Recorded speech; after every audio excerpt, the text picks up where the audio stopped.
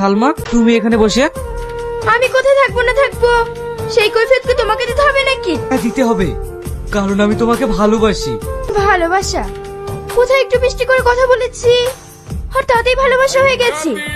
আমি ভালোবাসি রোহনকে, আর এটাই আমার বয়ফ্রেন্ড। তাহলে আমার সাথে?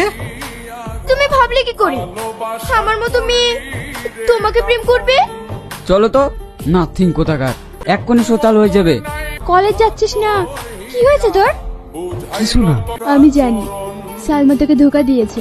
সালমা একটা বাজে মেয়ে, তুই আসল ছোড়া চিনতে পারিসনি। তুই এতদিন ইমিটেশনের পিছনে পড়েছিলিস। ও একটা বাজে ক্যারেক্টার। শ্রাবণী তোকে কত ভালোবাসে। শ্রাবণী আমাকে ভালোবাসে?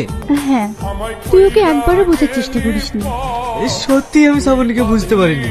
আমি ভেবেছিলাম ও আমার সব চাইতে কাছের বন্ধু, কিন্তু ও আমাকে না।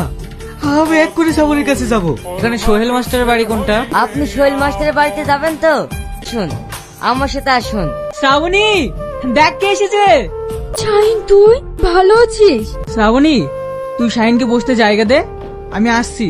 কি রে, কিছু বলছিস না যে? কি বলবো তোকে? এত বড় একটি কথা লুকিয়ে রাখতে পারলি তুই? বলতে আমি অনেকবারই চেয়েছিলাম, কিন্তু পারিনি। আমি তোকে অনেক ভালোবাসি।